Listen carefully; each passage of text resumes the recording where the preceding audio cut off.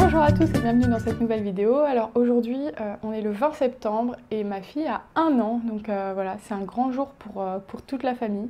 Et du coup je me suis dit que ça pouvait être intéressant. En fait non, je me suis pas dit que ça pouvait être intéressant. Je me suis dit que j'avais envie de vous faire une vidéo sur mon ressenti, ce que j'ai pensé de cette année, que ce soit en positif, en négatif, ce que ça m'a apporté. Enfin bref, une sorte de bilan de l'année. Pourquoi je dis que j'ai pas pensé que ce soit intéressant? Parce qu'en gros, globalement, c'est mon ressenti sur une année, donc c'est pas une vidéo avec objectif où je vais vous apprendre quelque chose en particulier. C'est vraiment une vidéo, comme ils disent, blabla, où je vous dis un peu comment j'ai vécu la chose et voilà quoi. Bon, je vais commencer par l'avalanche de bons sentiments, hein. mais voilà, en gros, ça a été une année vraiment magnifique. Voilà, moi je me suis rendu compte qu'en fait j'ai vraiment connu le bonheur et le vrai bonheur que à partir du moment où j'étais enceinte en fait, et encore plus quand ma fille est née. C'est-à-dire que en fait avant j'étais très heureuse aussi. J'ai vraiment globalement eu de la chance dans ma vie parce que j'ai toujours été heureuse pour l'instant, et d'ailleurs je me demande quand est-ce que ça va vriller et que la roue va tourner et que je vais tout me prendre dans la gueule d'un coup en fait. Mais en fait j'ai toujours été heureuse dans ma vie, j'ai jamais eu vraiment de gros problèmes. Bon, j'ai eu des problèmes comme tout le monde, hein, mais je veux dire j'ai quand même globalement été plutôt épargnée et je suis contente. Mais c'est vrai que c'était un bonheur assez superficiel finalement. Et c'est vrai que depuis que je suis tombée enceinte et depuis que j'ai eu ma fille, j'ai connu vraiment ce qu'est le vrai bonheur en fait. Et c'est vrai que ça fait bizarre quoi, parce que c'est vrai que à chaque fois quand je parlais aux parents et tout, je voyais qu'ils étaient obsédés par leurs enfants. D'ailleurs j'étais la première que ça saoulait. Je me souviens quand j'étais au travail, que des collègues me parlaient que de leurs enfants, je me disais oh là là. Et en fait maintenant je les comprends et je me dis c'est vrai que limite je me dis j'aurais dû faire ma fille avant en fait, parce que j'ai passé 30 ans de ma vie sans enfant et finalement c'est 30 ans où j'étais heureuse mais où j'aurais pu l'être plus avant en fait. Bref, ma fille je l'aime, c'est l'être au monde que j'aime le plus. D'ailleurs je l'aime tellement que c'est grave, je pourrais la bouffer quoi. Quand je lui fais des bisous, je l'appelle ma petite pomme sucrée, j'ai envie de lui manger ses joues, lui manger son nez, j'ai envie de la manger. Comme ça, elle est à moi pour toujours, quoi. C'est vraiment, c'est un amour, mais c'est presque du cannibalisme, quoi. Bon, je vous rassure, elle est en un seul morceau, là, elle est dans sa chambre. Mais bref, voilà, année magnifique, petit bébé magnifique que j'aime plus que tout au monde. Je sais pas à quel point c'est saoulant de m'entendre dire ça pendant 10 minutes, mais voilà, je peux pas faire un bilan de cette année sans vous dire l'amour que j'ai pour ma fille. Maintenant, on va passer au point un peu plus négatif, parce que si vous suivez ma chaîne, vous savez que ça a été aussi quand même une année assez compliquée pour moi. Je vais d'abord vous parler de ma fille, de ma petite hyène de fille. Je l'appelle la hyène pour ceux qui n'ont pas suivi parce qu'elle arrache les barreaux de son lit, elle déchiquette. Bon, je pense que vous aurez compris, mais en gros, dès qu'on lui donne un livre, elle le détruit, elle le broie, Bref, elle en fait des copeaux de bois, quoi, ou du compost. Donc justement, les 5, on va dire 4-5 premiers mois ont été quand même très compliqués avec ma fille, et je vous invite à voir les vidéos, mon bébé est un baby et tout, parce qu'en fait elle pleurait toute la journée, on pouvait pas la poser. Et voilà, je peux pas vous dire que la maternité pour moi ça a été non plus idyllique et facile. Non, non, non, ça a été très très compliqué. J'ai passé vraiment des moments et des journées pourries, des journées où j'aurais préféré aller travailler carrément, tellement c'était terrible quoi, et tellement je passais des journées pourries. Mais à côté de ça, j'étais quand même contente en fait tous les jours. J'ai jamais frôlé le baby blues ou la dépression postpartum. J'ai eu cette chance là, c'est-à-dire que je pense que dans ma tête j'étais vraiment solide au moment où j'ai eu ma fille, et pourtant il est arrivé des choses qui auraient pu vraiment me fragiliser. Mais je veux dire, j'ai toujours su que je voulais ma fille, et surtout j'avais quand même bien confiance en moi en fait. Et ça je pense que c'est une des clés. En fait moi dans la vie je manque de confiance en moi pour beaucoup de choses. C'est limite pathologique des fois la manière dont je manque de confiance en moi, notamment sur le plan professionnel. Par contre c'est vrai que sur la maternité, je sais pas pourquoi, mais j'ai toujours eu confiance en moi. J'ai jamais douté vraiment de ce que je faisais. Bon bien sûr parfois je me demandais est-ce que je fais bien ou est-ce que je faisais pas bien. Je veux dire je me serais jamais rendue malheureuse à me dire si ma fille elle est comme ça, c'est de ma faute et je fais mal, etc. Non, je savais que tout ça, c'était de sa faute, que c'était de sa faute, mais en gros que c'était elle le problème et que moi je faisais ce que je pouvais, mais que en gros, voilà, c'était un bébé quoi, et que juste je me confrontais à la réalité et pas au rêve que je m'étais fait de la maternité. Donc je pense aussi que si vous aussi vous traversez des moments difficiles, la clé c'est vraiment de ne pas se sentir coupable de ce qui se passe, parce que vous ne l'êtes pas, clairement. Avoir un bébé, c'est une découverte et c'est un ajustement et c'est pas simple.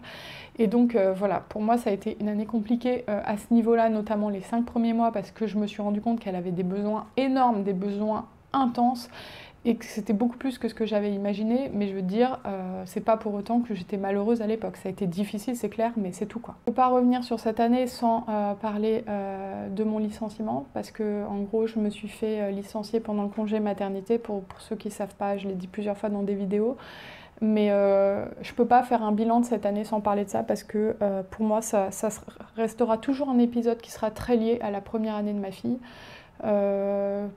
Au cours du premier mois de ma fille, j'ai appris qu'on voulait me licencier, en gros à cause de ma grossesse et de la naissance de ma fille, quoi. Et ça a été très très compliqué à gérer, une rupture conventionnelle à gérer, enfin ça a été énormément de stress, et je vous avoue que gérer ça plus ma fille en parallèle qui était très compliqué, c'est vrai que ça n'a pas été simple. Mais d'un autre côté, c'est ma fille qui m'a permis de surmonter cette épreuve, parce que j'étais tellement heureuse avec elle, même si je passais des journées bien pourries. Elle m'apportait tellement de bonheur et j'étais contente finalement de ne pas devoir retourner travailler dans cette ambiance pourrie.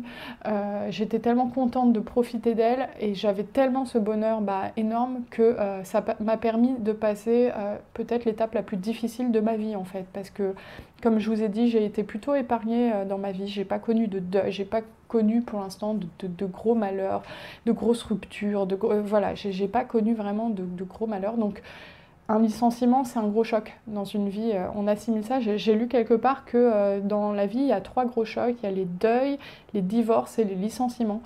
Et pour le coup, c'est vrai que moi qui me suis toujours énormément investie dans mon travail, me faire virer comme ça a été un énorme choc. Surtout que j'étais la première employée de cette start-up. Donc il a fallu surmonter ça. Ça a été une année aussi où donc, pendant 2 mois, j'ai dû gérer ça. Mais ensuite... il a fallu faire un point professionnellement sur ce que je voulais faire, sur quand est-ce que je voulais reprendre le travail. Je vous avoue qu'à ce niveau-là, c'est toujours pas très clair. Est-ce que je vais me réorienter ou pas? Est-ce que je vais rester dans la recherche ou pas? Mais voilà, pour moi, tout ça, c'est très imbriqué avec la naissance de ma fille, c'est très lié. Il n'y a pas l'un sans l'autre. Sans ma fille, je serais toujours dans la start-up. Et sans la start-up, j'aurais pas eu ma fille, parce que je l'aurais pas faite au chômage, donc voilà. Enfin, aujourd'hui et depuis quelques mois, je me sens quand même très nostalgique d'anciens moments, en fait, des choses que ma fille faisait quand elle était nouveau-née et qu'elle ne fait plus, parce que oui, je viens de réaliser que ma fille n'est plus un nouveau-né, en fait. Les premiers mois, les premières semaines surtout, elle dormait des fois le soir sur moi, quand je regardais la télé. Elle était tellement bien et c'était vraiment des beaux moments. Il y a aussi les moments de cododo, les 4 premiers mois où elle dormait vraiment collée contre moi. Et je me rends compte que c'était des moments magnifiques. Alors, j'ai vraiment adoré ces moments-là. Et c'est vrai qu'ils sont passés super vite et maintenant, c'est plus possible, quoi. Ma fille, maintenant, elle est super indépendante. Quand je la prends dans les bras, elle veut même plus rester dans mes bras. Elle me pousse. Elle se débat. Elle veut descendre et tout. Tout ce qu'elle veut maintenant, c'est sortir de moi pour aller vider tous les placards de l'appartement. Donc c'est vrai que voir son bébé évoluer comme ça, et justement pour les mères qui tombent sur mes vidéos et qui ont des bébés vraiment vraiment très fusionnels et qui se disent il va jamais changer, il sera jamais un bébé indépendant et tout, et c'est un bébé limite trop angoissé, qui se séparera jamais de moi et tout. Non, pas du tout, hein. Moi, ma fille maintenant, elle veut plus entendre parler de moi, hein. Quand elle est au parc, elle part à 30 mètres, elle va voir tout le monde, sauf moi. D'ailleurs, c'est ce bébé qui fait ça. Bon, alors du coup, on ne fait pas un bilan de l'année sans se demander ce qu'on aurait changé à son comportement. Globalement, moi je trouve que j'ai plutôt bien géré. Je dis j'ai, hein, on était 2, mais je veux dire, globalement, j'ai pas l'impression d'avoir fait beaucoup d'erreurs. J'ai même pas l'impression vraiment d'en avoir fait, quoi. Je me suis adaptée comme il fallait. Comme je vous ai dit, sur le plan de la maternité, j'ai confiance en moi et j'ai pas de soucis avec ça. Je sais que par exemple, beaucoup de femmes ont peur de donner le bain à leur bébé à la maternité ou de pas savoir et tout. Moi, par exemple, j'ai jamais eu peur de donner le bain à mon bébé, quoi. Je me disais, bah ça va, c'est un bébé, tu le mets dans l'eau, tu te débrouilles quand même pour maintenir la tête hors de l'eau, et puis c'est tout. Par exemple, c'est une angoisse que j'ai jamais compris. Et en fait, il y a beaucoup de femmes qui angoissent et qui stressent, qui manquent de confiance sur tout ce qui est maternité, mais moi, pas du tout, en fait. Je sais pas pourquoi, c'est un domaine où j'ai confiance en moi. Mais ça n'empêche pas de faire des erreurs, et du coup, je ne sais pas si c'est une erreur que je fais, mais en tout cas, pour le prochain enfant, j'accourrai moins aux pleurs à partir de 3 mois. C'est-à-dire que les 3 premiers mois, bon moi vous savez, les 5-6 premiers mois, j'étais vraiment à l'affût. Dès que ma fille faisait un bruit, j'accourais. J'ai toujours un peu tendance à être comme ça d'ailleurs, je supporte pas de l'entendre pleurer et tout. Et du coup, c'était allé à l'extrême, c'est-à-dire j'étais vraiment extrémiste de l'intervention aux pleurs, quoi. Et en fait, dès que ma fille faisait un truc, j'avais beau être aux toilettes et tout, je sortais, enfin, fallait vraiment pas qu'elle moufte une seconde. D'ailleurs, je pense que pendant ces 3 premiers mois, du coup, elle a presque pas pleuré, hein. Enfin, elle pleurait, mais je veux dire, j'intervenais tout de suite, donc finalement, elle a pas tant pleuré que ça. Et je trouve que c'est bien de faire ça pendant les 3 premiers mois, parce que voilà, le bébé, il a des besoins et tout. Bon, même après, mais à ce rythme-là, quand on a un bébé comme ma fille, on tient pas longtemps. Moi, au bout de 5 mois, j'ai dit, mais là, je vais craquer, quoi. Ça faisait 5 mois que, j'ose pas le redire, mais que je me nourrissais de Père Noël en chocolat, c'était plus possible. Fallait que je me respecte un peu. Donc, s'il y a quelque chose que je changerais, enfin, au prochain enfant, on se relaxe, quoi. On se détend. Ton bébé, s'il pleure 5 minutes, c'est pas non plus la fin du monde. Ça va pas devenir un psychopathe, quoi. En fait, la psychopathe, c'était moi dans l'histoire. En plus, c'est pas que je changerais sciemment en me disant non, faut plus faire ça et tout, mais clairement, j'ai plus la patience. La patience que j'avais les 5 premiers mois, je ne l'ai plus. Elle est partie, ma fille en a trop abusé. Vous savez, quand on donne le doigt, la main, et puis que la personne prend le bras, bah là, elle a pris le bras, les jambes, il reste plus rien, quoi. Il reste plus qu'un tronc, quoi. L'image, la métaphore. Mais en gros, elle les a pris, puis elle les a pris pour toujours. Donc le prochain bébé, je pense qu'il ne bénéficiera plus. Putain, pourquoi j'utilise des mots comme ça dans mes vidéos? Il ne bénéficiera plus d'une mère avec une telle patience. Dommage. Mais du coup, voilà, je sais que j'accourais un peu moins, et finalement, c'est peut-être pas plus mal. Parce que je dois dire quand même, c'est pas pour te critiquer, Sophie, si tu regardes cette vidéo quand t'as 30 ans, mais ma fille, je pense qu'elle commence à être un petit peu capricieuse, un petit peu. C'est-à-dire que quand elle veut un truc, genre elle hurle, quoi. Enfin, je veux dire, quand elle mange par exemple et que je vais dans la cuisine pour aller chercher un truc dans le frigo, elle crie direct. Alors je sais, il y a plein de gens qui vont venir écrire en commentaire « Un bébé de 12 mois ne fait pas de caprice ni de colère, il exprime sa frustration. » Oui, ok, mais c'est pareil, quoi. Et ma fille, elle est frustrée pour un rien. Elle est frustrée, tu lui retires un objet des mains, elle est frustrée, elle est frustrée, elle est frustrée.